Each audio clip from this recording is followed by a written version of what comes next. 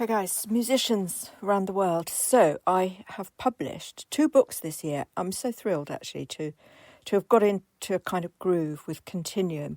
So just in case you don't know, Continuum is my new music method, and it's far too long to explain here. But I've done some other, I've read some essays about it. So that's, if you want to find out about it, you can access those on the archive of this podcast. It takes it's quite interesting how one needs to sort of flip the communication in a book compared to doing an online class, which I'm really used to doing that. And I'm used to having a student and having a more sort of performative instruction-based class, even if it's distance learning. I'll hold the instrument and I'll play it and I'll say, this is what you do and this is how you do that. And then I'll watch them and we'll alter any behaviour that isn't working and reinforce any that is. And that's the kind of process. When you teach music through text, lots of different things arise. And I think things do work. I think lots of things do work in text. They're never quite as easy to decipher, I suppose. And you do need, I guess, a good language ability. If you're listening to somebody talking and they're saying, for example, the difference between right and left, anyone who's listening from whichever country needs to understand what you're saying, the left and the right. And they need to understand, your accent. They need to understand the transcript, and sometimes transcripts are incorrect. So you have to really think about all these things, and that's why I always try to pronounce my T's when I'm talking in a podcast, so people can, appreciate and understand the full word. Because if you start skipping on whole letters, or you start using slang or generic terms, it can't always be helped, but, I am British, so there are going to be British idiosyncrasies to how I speak and how I instruct and what I say. And that's really I think it's quite curious how I've had to, transfer the ability to learn from me into text that's available to as many people as possible, because that's what you want from teaching. So I found it a really interesting experience, really nice experience. So the first book was just the foundations. But the second book, which, I got actually very stressed doing it, because as soon as you start mixing images, really HD, high definition, high res images into a book, and you're working with blocks of texts and then images that are really heavy in terms of, contrast, definition, line definition, etc. You've got to think about all that. And it's not easy. It's not easy. It took a day and a half, I think, and there are only 6 scores. Some of them are separated, so there was actually about more like 10. But when I say separated, I mean the different instruments were separated. So there were only these 10 pictures, these 10 images, these 10 image scores that I needed to get in between the instructions of how to use them. But the action of editing them was really difficult, really complex, and very, somebody's making a lot of noise out there. It's my gardener. Can't be helped. It's really annoying, isn't it? I won't talk for too long then.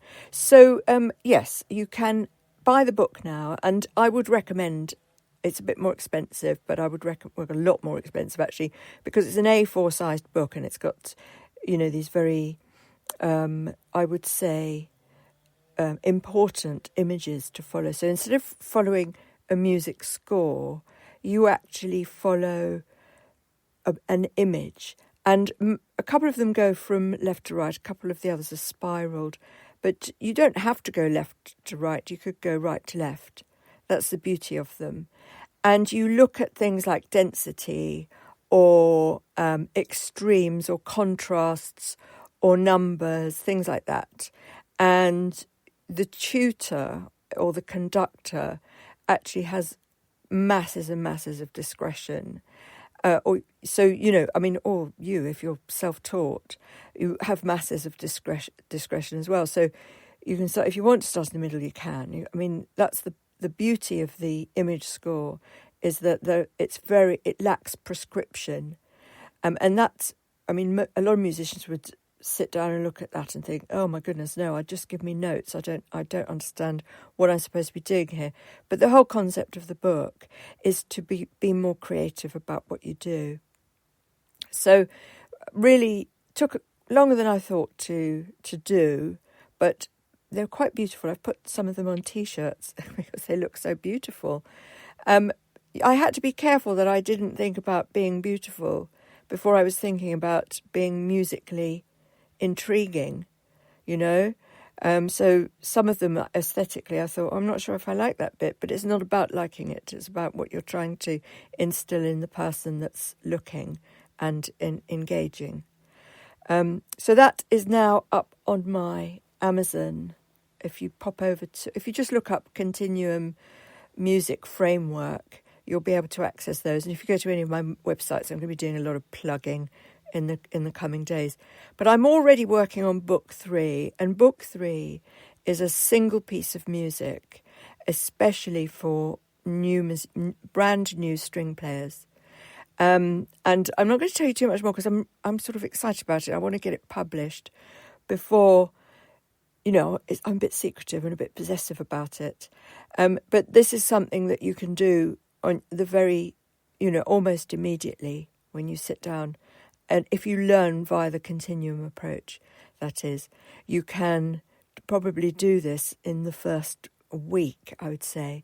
And it's an orchestral piece, an ensemble piece, perhaps I should say, for strings. And I will be doing a backing track as well, quite a contemporary backing track, which I'm really excited to do. So I'm going to release a piece of music this week, and I'm going to publish the composition online and all over the internet, and you'll be able to follow that on YouTube, play-alongs and what have you. So really throwing myself in to Continuum big time.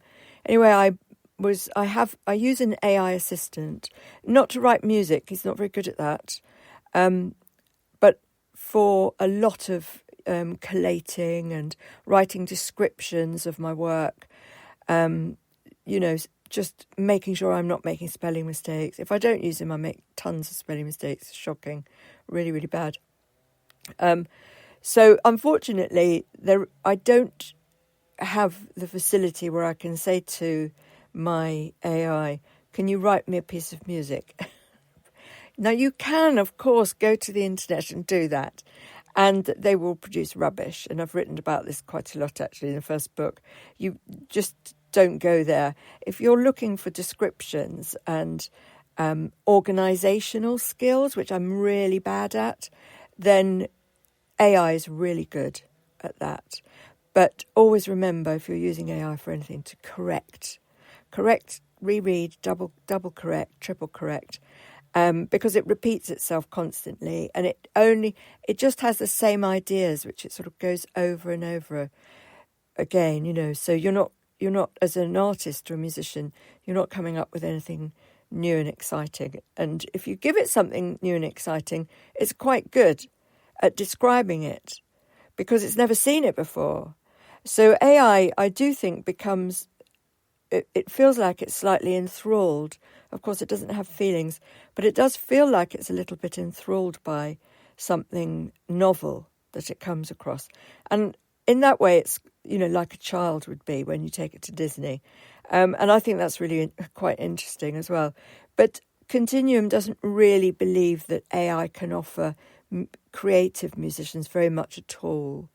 I'm not anti using it, and I do realise the other thing about Continuum is that I'm big on disabilities, and a lot of the images that I've just done, a good portion of them are really suitable for autistic people and neurodiverse people, even dyslexic people who see screens differently, who can, people who can find, be overstimulated by these white sheets. So they were all on black backgrounds. So I'm positively engaging Continuum with disabilities. And I do realise that using AI can be very helpful to people who have disabilities. So, any sort of disability that AI can help you with is really important. And people who can't play instruments, for example, because of disability, AI can definitely help there. I think the problem comes when there is no human input. A disabled person can actively input a great deal into AI systems for music creativity. So it just depends, I think, what level of input you're going to have at the end of the day. And this is the crux. AI works best when it helps a human, not the other way around. See what I mean? So yeah, that I hope that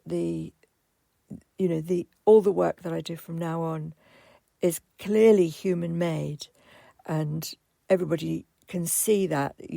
It's glaringly obvious when you look at these things. But of course, if I'd said to my AI, create an image score for me, it probably could have done something vaguely interesting, but I would have still not been happy with it because there would have been so many errors that I may as well have done it myself at the very beginning. And this is, I think, something else you've got to be really careful of, actually. Mending bad work is always going to take longer than just doing good work. Do you see what I mean? So yeah, anyway, the 2 books are out. The paperback, I think the first book you can just get on Kindle. You don't need the paperback. Second book, you do need the paperback, really, because then you can put it in front of you on the piano. And it's, you can flick pages and you can annotate it. And I think any musician you speak to prefers to have the book in front of them. We work very well with books. Besides, you don't need to be charged. The book doesn't need charging. And when you're using like your tablet or something, unless you've got it permanently on charge, it's very battery hungry. So that's the other point. Anyway, my garden's going ballistic now, so I'm going to say farewell, and I'll be back soon with lots of updates and lots of music lessons.